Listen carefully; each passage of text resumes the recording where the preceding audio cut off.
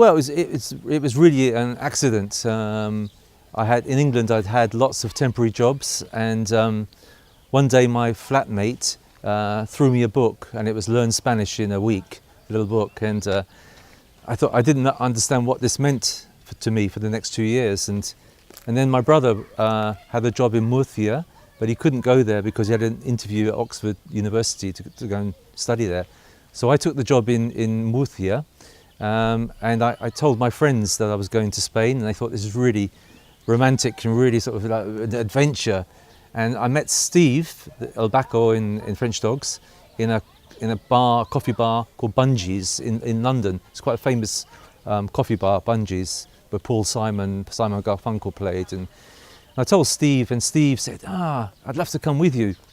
But Steve, at that moment, had a really good job with the British Civil Service, a really good job, lots of money. But 2 weeks later, we were in Spain. I think it was 2 or 3 weeks later, we arrived in Alicante on this great adventure. And so it was just an accident. It was just feeling of adventure and just wanting to do something different. It wasn't planned.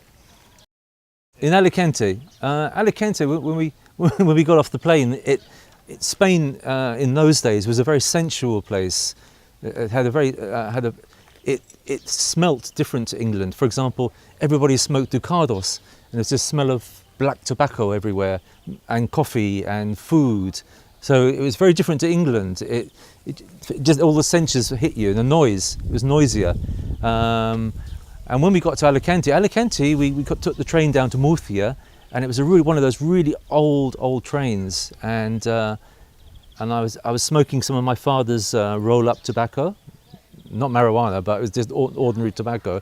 And people were looking at me because it was quite strange, and maybe they're looking at me because we were foreigners or whatever. And then we got to Murcia, and it was like a place that had remained in time for a long time, and there were people there.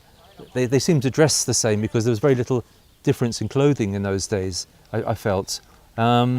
But we were really captivated by it. We just like we'd stepped off a spaceship onto this wonderful planet, and we'd just come into this country that had been almost sleeping for 50 years or so. So we were very privileged, but we were very innocent, incredibly innocent. We didn't even know the word calle. We were so innocent. We looked up at the streets and we thought, calle. We weren't quite sure what all that meant. That's true. That's true. Yes, but it had a romanticism about it. It was a romantic place to go. It was. But as I said, we didn't give it any thought. It was just this romantic thing we wanted to do. And at the time, I didn't have a job really in England, and I'd been in different bands, and it was just that right moment. At the time, I had a girlfriend who knew lots of people in the music business, like she knew Sting from the Police, but before he was famous, and she was asked to do the great rock and roll swindle with the Sex Pistols and play a stripper in it, in fact, and so I'd listen to music she played sometimes, and I could tell in England there was something happening. There was a sort of sounds happening, but no, I hadn't really listened to much music, punk music or new wave music, before I left England. Sí, tocaba con un hombre que se llama Nick Drake. Nick Drake es un singer-songwriter, y también mi madre es irlandesa. Entonces en mi casa en Londres estuve siempre canciones irlandesas, y mi padre es de Gales y cantan en ópera, este tipo de canción. Entonces, folk music para mí es un tipo de punk, porque folk music, para folk music necesitas solamente una guitarra, una pipe, este tipo de cosa. Es muy fácil, muy simple in English, very simple, and easy to do. So for me, it is the type of punk music, type of new wave music, and that's the way it is. Bueno, Fahrenheit estuve en un band, una mezcla de cosas. Es como paella y curry sauce, you know? It's like a mixture of everything. So we played country, we played some rock and roll, some Chuck Berry, we played prog rock, progressive rock. One song I wrote was a punk song, or like a new wave punk song. It had a different feel, a different energy to it, and so Fahrenheit was basically a mixed sound group.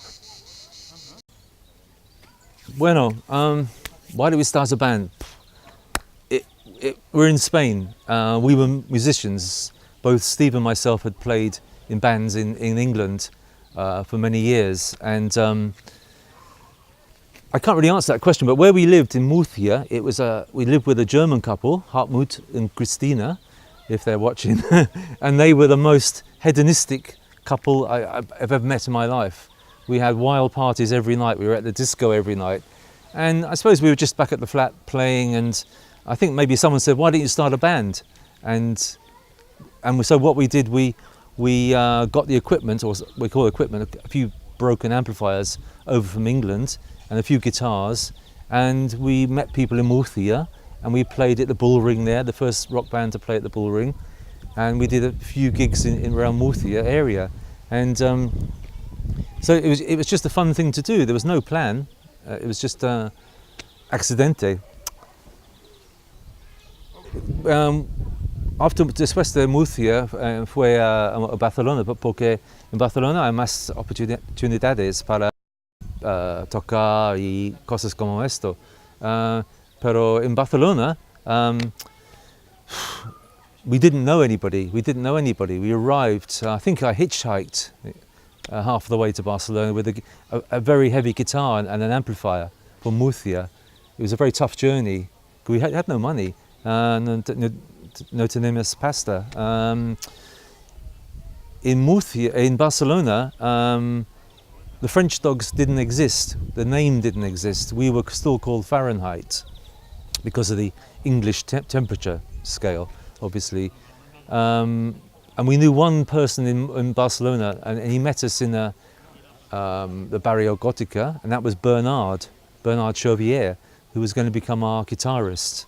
Although at the time we didn't know this, so that's why we came to Barcelona, because we wanted to progress. We were excited by it. It seemed to be going very well, the group and the music in Spain, and we wanted to see how far we could go. That's why. So as I said, we arrived in Barcelona just off the Ramblas without any thoughts, without anywhere to stay. We were just relying on friends for sleeping on the floor, with no jobs. So just like that, with just a guitar and some amplifiers. Well, at the time there was no French dogs. There was just me, Steve, myself, Brewster, and Steve Mansfield. And it was only when we went to join the Cooksanat agency that the name French Dogs was invented. No, en España, en esta época, no hay mucho. Pues sí, hay guitarras y baffles y cosas en amplifiers, pero son muy caros, muy caros. Y solamente para los grupos profesionales, pienso. En Inglaterra estaba más instrumentos, y because the music industry was more established in England, there was more second-hand, segundo mano equipment, and that's what we bought in London. So I bought a guitar for Bernard, and I carried my huge Marshall stack amp back on the train or the bus. I can't remember. I remember it was really, really heavy. It was a really hot day. The big Marshall, and the cabinet was, about that big. But that's why. Can you repeat the question? No, in Barcelona at the time, there was no real circle. There was no real bar where bands hung out because it was so new. Rock or punk or new wave, what you want to nueva ola, was so new. There wasn't a network. really. There wasn't a bar or a restaurant or place that people hung out that we knew of. It was like brand new. No, it hadn't happened. It was like rediscovering America, you know, in the sense that people hadn't established any colonies yet. There weren't any places to go. You know, it's hard to explain it really, but es esto, yeah? Okay.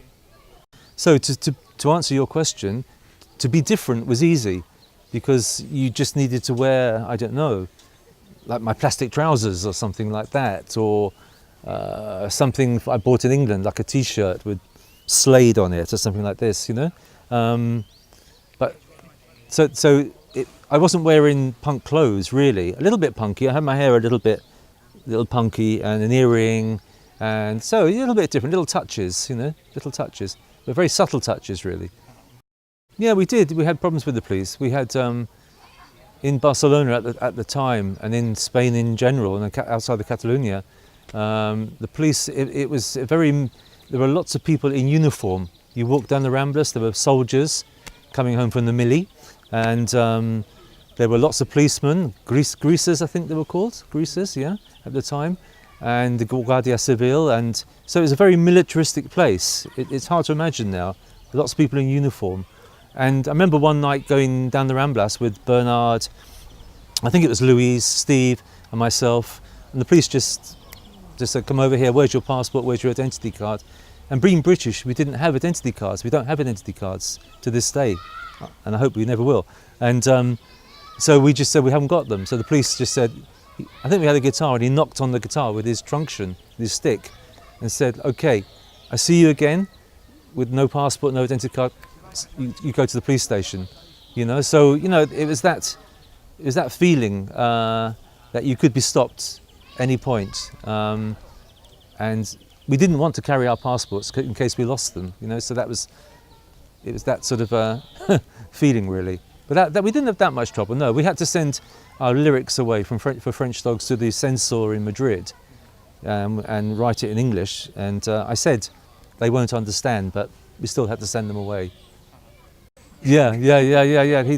So he hit just at the top of the Ramblas. Yeah, I remember that.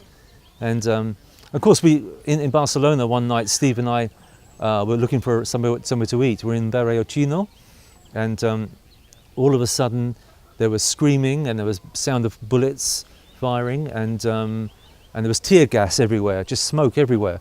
And then there were people, the buses. They took the buses, the autobus, and they just turned them around onto the Ramblas. And then they took the chairs from the cafes and just threw them, piled them up on across the Ramblas. And then suddenly all the shops started closing, and they pulled down the shutters. This sound like this, and then Steve and I fell to our stomachs on the floor, and they were firing I think rubber bullets or tear gas. And then we got up and we started running, but it was quite frightening because there were the police there in riot gear, and we were running trying to get away from it. Because it was, and I wrote a song about that called "Riot in the Ramblas," you know, for the French Dogs later on. So it was a true song, based on experience.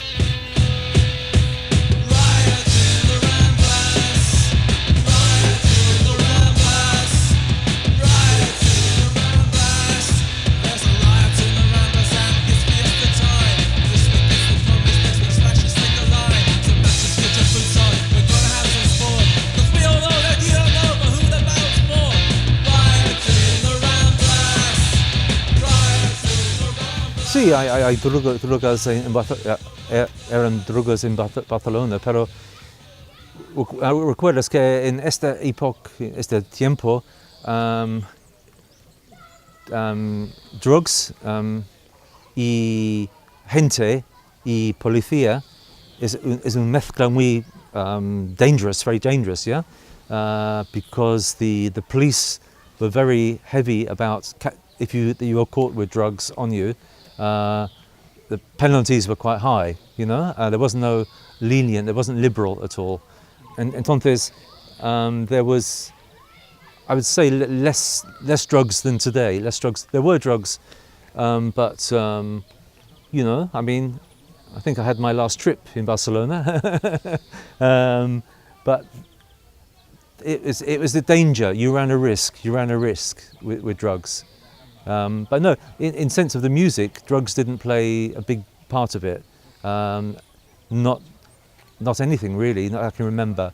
Maybe with other groups, obviously, but it was before the liberalisation of drugs in Spain. So it was quite difficult, I suppose, to import, and it was dangerous if you got caught. So, yeah. We found out because we weren't playing there. I think that's what happened. I'm not sure why we didn't play there, but it was one of those things you accept when you're in an agency and you're booked to play somewhere. You don't have a choice. You don't have an option. They say you're playing there, and you're playing there, and you do your job. You go and play there. You know, you have a certain choice, but if you don't like the place, you could say no. But that's how we found out, really. That's how we. Sí, practicar en como dice, subterráneo, the cellar of Mortimer. Bueno, arriba hay un bar, recuerdo, y downstairs there was a big practice space con muchos ratos y it's a very old place, and it smelt of damp of water or whatever, or rats. But it was very punk. It was very cool, and it was cool and chilo in the sense of chilo, and it was cool in the sense of it was very hot upstairs in the weather. It was nice to practice in a very cool cellar. But the rats, we had so many rats down there. I can remember. And I remember Javier Mortimer I think he had a pole, like from a scaffold or something, and he going down the stairs and he killed the rat before we could practice there. But you know, we didn't take any notice of it. It was just part of the game, part of the job. Yeah.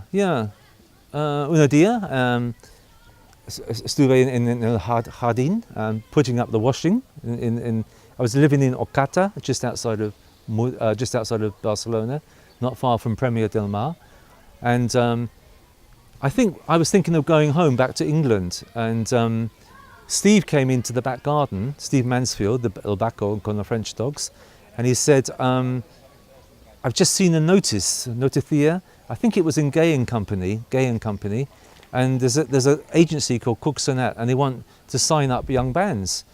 And I said to him, well, we haven't got a band. There's only you and me, no band. And he said, let's go and ask Bernard if he wants to be in the band. So we took the train into Barcelona, and we went to Bernard's flat in the Barrio Gótica, and we just said, Bernard, do you want to be in the band? And he said, okay, I'll be in the band. And I think he was doing the washing up at the time, you know. And his girlfriend looked at him, and she didn't look very pleased about this. And so we went up to Relacionat's offices in the top of the Rambla somewhere, in Plaza Catalunya, I think it is, near there. And we just said we're a band. But we hadn't played together. Shouldn't show this bit. But, you know, we hadn't played together. And then Relacionat came out to see us in Ocata. And that's another question. That's how it happened. How we met Luis. The misterio. How did we meet Luis? I think he was just introduced to us. I think it was, we needed a drummer because Relacionat had signed us to their agency, and we didn't have a drummer. And I can't remember the exact details how we met him, but he was a great drummer, a great character. And he understood instinctively what we wanted to do, because punk and new wave had a different style of drumming. It wasn't progressive rock. It wasn't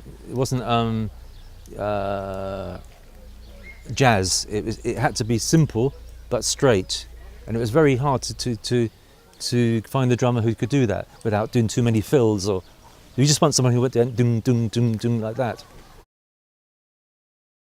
Sí, grabado tres en total, tres o cuatro. La primera estaba en Murcia con Radio Murcia, y el segundo en Barcelona en el estudio, no recuerdo el nombre, y la tercera está en el estudio de Lone Star the tapi man. Pero the drummer was late for the session, and Tapi Man wanted to get on and do the recording because it's a professional studio, and so we had to play without a drummer, and then the drummer arrived, and then they had to put the drum on afterwards, which is very difficult and very unusual. So we did, I think we did tres or cuatro grabandos in Barcelona. See, Philips Records of Spain were interested in us, and they came to see us play at a club called Celeste. It's the old Celeste in the Placa in the old Gothic area. But that's as far as we got. In total, las gigs, 15, 20. Como este, 20, 20, something like this in total.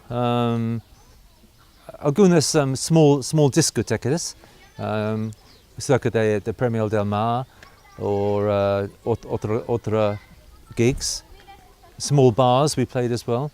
In Murcia we played lots of small bars. So about 20, 25 maybe, possibly. Yeah, we at the time, there wasn't anything you could buy in Barcelona, really. There was nothing you could buy. So my girlfriend at the time got some, how do you say, from making, I think it was from making, putting the basura, the rubbish, you know, in out. And then she sewed it together. But the problem was these plastic pants had no zips, yeah? You had to lie on the floor like this, and then you had to pull them on like that, and then you had to stand up very carefully. And they were very tight, and then when you had them on you couldn't take them off. You had to take them off very carefully if you wanted to go to servicios, yeah. So there were, but in Barcelona you couldn't buy things like that. They were, if you could, they were very expensive, but I don't think you could buy them. I've still got them. Tengo estos pantalones en mi casa in Londres, yeah, todavía, because they are plastic, they never wear out. Okay, los dogs, los perros, eran en existencia por 2 años. Bueno, 2 años en total, pero por el primer año se llama Fahrenheit y el segundo año French dogs. So in realidad it's un año y medio. Después de Barcelona fue a Londres, naturalmente, y ahí Steve y yo continued de tocar en un grupo con otros tíos, pero para mí no estaba la misma cosa, no estaba la misma energía. La energía de Barcelona gone, finished, kaput. Y en Londres, no sé qué hace en este tiempo, enseña inglés, pienso, como en España. Pero para mí, este tiempo en Barcelona con Steve, con Bernard, Luis, en Coxonat, en otros tíos de Basura, Mortimer, Peligro, etc. Es un tiempo muy especial, muy diferente. Soy muy, how do you say, fortunate, lucky to be part of that.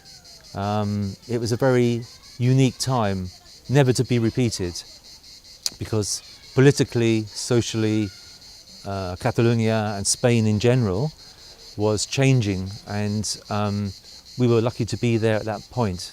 And that's I think we were growing up, and I think Spain or Catalonia was finding its own feet at that point. So politically, socially, in every way, things were moving, changing, and beginning to become what it is today. Well, one night we had a very special evening. We were playing at the Sala de Diana, a very special gig with the other bands from Cooksonet. and we were very excited about it. The only problem was Steve Bachel in the French Dogs, Steve Mansfield, had a job teaching English near the Ramblas. So he couldn't get the time off. The manager, the jefe, wouldn't let him go to play at the gig. So Steve left his glasses on the desk and left a book open on the desk of his classroom, and he told his students that he'd see them next day and make up for it. So they all went, and his boss his jefe never came up to the classroom after 8 o'clock. But then Steve went across the Ramblas to the Sala Diana and played the gig, the famous gig there, when he was supposed to be working. I shouldn't say this really, Steve, I'm sorry about that, but when he was supposed to be working. And that evening, his boss visited the classroom and saw Steve's glasses and his book on the desk, and he waited and waited and waited, and Steve didn't come back because Steve was in Sala Diana playing bass on stage with French Dogs. And I don't think Steve had a job after that. I think he lost his job after that. Those were the days. If Steve hadn't seen the notice in Gay and Company, then we would have gone back to England, I think. So it's fortuna, it's una cosa, a fortune that Steve saw the notice in Gay and Company, and we went to Gruxanat, because Gruxanat came out to the house and they saw us and they said, play stronger, play más fuerte, más marcha. And we changed from being a progressive country band to a new wave punk band just in 2 minutes. And after that, the rest is history, with the help of Gruxanat and the other bands.